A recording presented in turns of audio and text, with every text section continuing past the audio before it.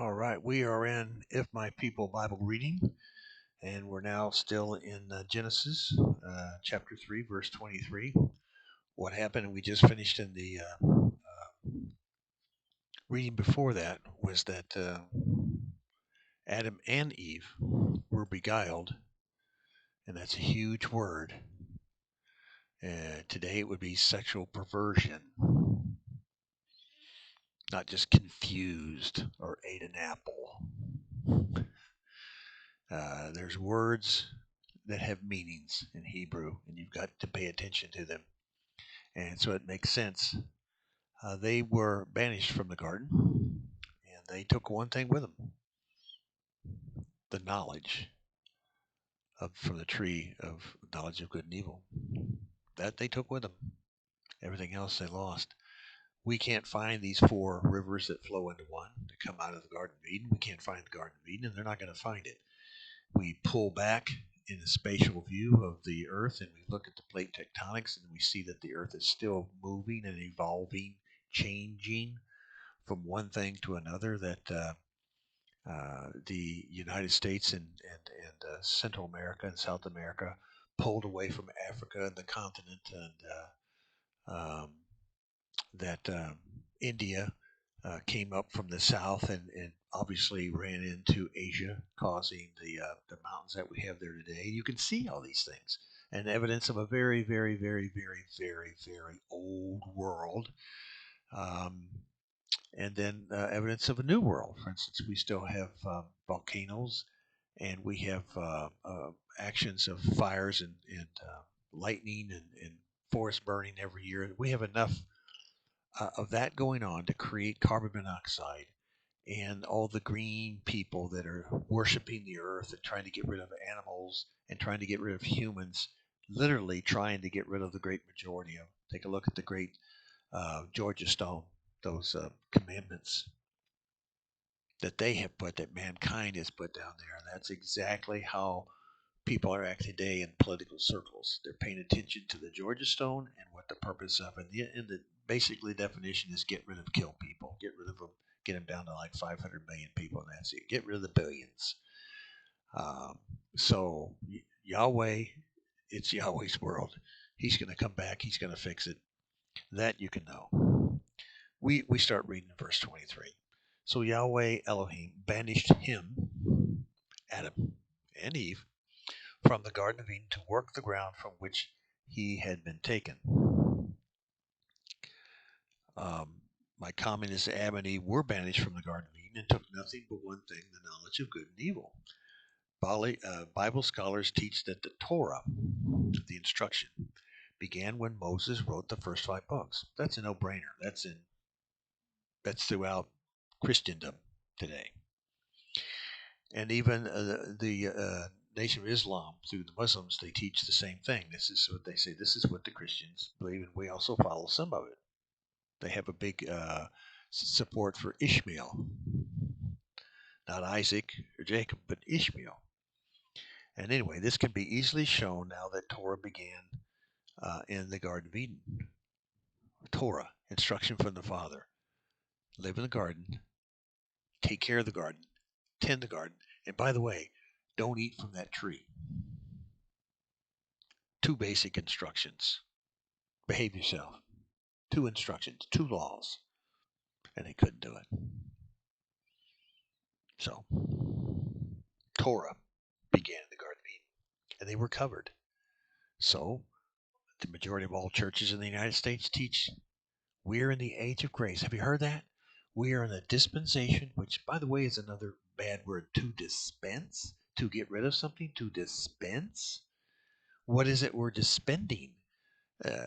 Christians, teachers, institutionalized churches, people in for business say this to all the sheep sitting out there. They go, "Oh well, we dispense of the law." Really, you can dispense of Yahweh's law, but you have to live under man's 44,000 federal laws and another 300,000 other laws. Sure, that doesn't make any sense, and that's why people, young people especially, have any intelligence, don't go to church these days.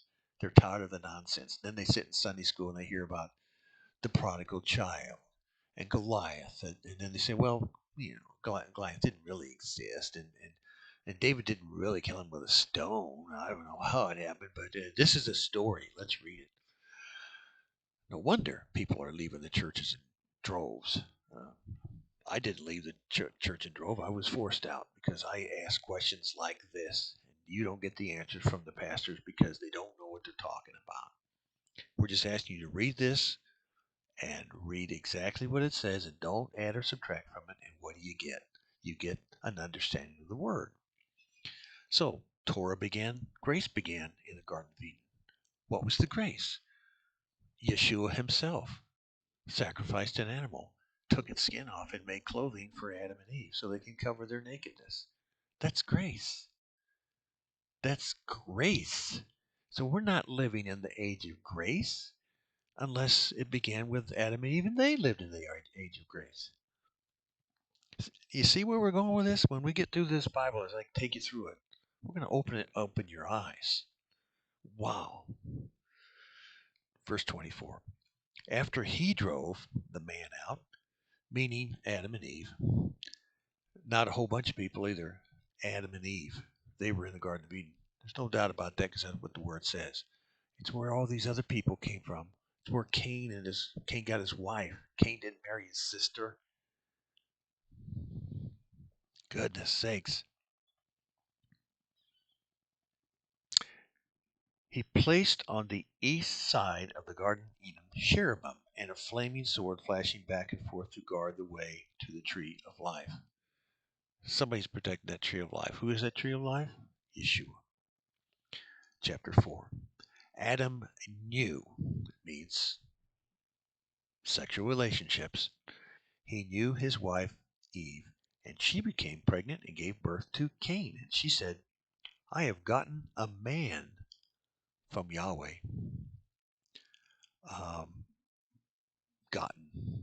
In Hebrew, comment. It means to fix, repair, to restore. But they were mistaken. This does not take away any sin they have already committed. It could be covered. That's what atonement is all about. But atonement is a yearly thing that went on with the tribes of Israel. Yearly thing. It wasn't something done every day or on Friday night or in front of a pastor or a priest. It was done once a year in the fall on the Day of Atonement. What day is that? Equinox plus 10. It's easy to remember. What do you do 4 days later? You tabernacle. Is that a never ending commandment? Yes, that's never ending Torah. Verse 2. Where are we at here? 8 minutes. And she again bare his son Abel. Now Abel kept flocks, and Cain worked the soil. Comment. As we will read further, both Cain and Abel brought offerings to Yahweh. Eve could have had both Cain and Abel at the same time. Again, we don't know. Again, we read that Eve was deceived by the evil serpent who was cunning and capable of wholly confusing and taking over people's directions of this world. The readings leave the understanding that the reason of Cain's banishment from the line of Adam, Seth, and others is because Cain's seed comes from the deceiver himself. Think about that. How many times did Yeshua say in the New Covenant, which we will read if you've never read it before, this is my seed and this is the other seed. This is my seed and this is not my seed. Is he telling the truth? Is Yeshua telling the truth? This is not my seed. I didn't plant this. Somebody snuck into my garden and put the seed in there and uprooted some fruit that was not mine. Think on these things because we're just now in Genesis. When we get there in the New Covenant, your eyes would just be like, wow. For now, I'm just saying, don't judge me. Just listen to what's being said here. Knowing that all life comes from Yahweh and all seed belongs to Yahweh, just as all angels came from Yahweh, including the fallen ones. All the fallen ones. How many? Hundreds of thousands, at least. Knowing that all life comes from this. This comment may open your eyes on the teachings of this Yeshua. Yeshua is the entire Bible. If you want to jump forward and read the parables of the seed, this may help you grasp as we continue on, but you don't have to. This was meant to be read as a book. Verse 3. In the course of time, Cain brought some of the fruits of the soil as an offering to Yahweh. Comment. Later on in Scripture, we understand that the course of time relates to appointed times that are to keep holy. That means Shabbats, Saturdays, spring, fall, feast. It does not mean pagan blood worship names such as Easter, bunny rabbits, eggs, Halloween, St. Patrick's Day, all those other holidays, holy days. For those who search for truth, even St. Patrick's Day, which has been turned into a time of revelry and drinking. That's what I grew up. That's what you do when you, especially when you go to college. It's St. Patrick's Day. Ooh, here we go. But during the original St. Patrick's and his death, and for hundreds of years after St. Patrick's passed away, that day, the day of his death, was a day of mourning. The day to be in church all day. The day to fast all day. The day to abstain from drinking all week. Nothing of what I just said is happening today. Nothing. It makes you think. What is that? Let my people think? I think there's a ministry on that. Where are we at here? 11:32. We're good. Verse 4. But Abel brought fat portions from some of his firstborn of his flock. Yahweh looked with favor upon Abel and his offering. So obviously, even from the very beginning, Cain knew. Cain knew that he would have to be a little bit humble and exchange some grain for some lambs to get some fat from it for his offering, but he decided not to do it. He decided to have his own offering in his own way. And how's that working out? 5. But Cain and his offering did not look with favor. There you go. So Cain was very angry and his face was downcast. Comment. Cain was trying to offer a bloodless sacrifice. There must be a blood sacrifice in the covenant with Yahweh. It still is today. Of course, this points directly to the only way to the Father is through the Son. Yeshua was the blood sacrifice that was meant from the very beginning to be a singular event. Every gory blood sacrifice in the entire Bible, front to back, was never wanted by Yahweh. Never. Even the command to Abraham to blood sacrifice his son Isaac was meant to be a test and would never have happened in any way, for Yahweh would have prevented it himself. Verse 6. Then Yahweh said to Cain, Why are you angry? And why is your face downcast? If you do what is right, will you not be accepted?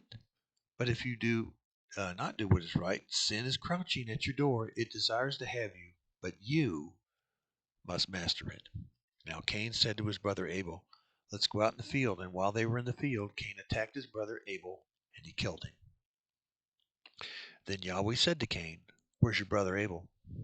I don't know, he replied. I'm my brother's keeper. And Yahweh said, What have you done? Listen, your brother's blood cries out to me from the ground. Comment. All life makes sound that man cannot hear most of the time. Life is in the blood, and it makes sound. It may be hard to understand, but every molecule of this universe vibrates and makes sound. And this makes energy, and energy makes sound. Now you run to the curse and driven from the ground, which opened its mouth to receive your brother's blood from your hand. When you work the ground, it will no longer yield its crop to you. You will be a relentless wanderer on the earth. Cain said to Yahweh, My punishment is more than I can bear. Comment. More evidence adding to the understanding that Cain is an altered seed of Hasatan. Cain's true nature, seed manifested by the downcast behavior, is not the seed of Yahweh. Cain now knows the forbidding everlasting future of Hasatan, his father, will be. And we'll stop there till next time.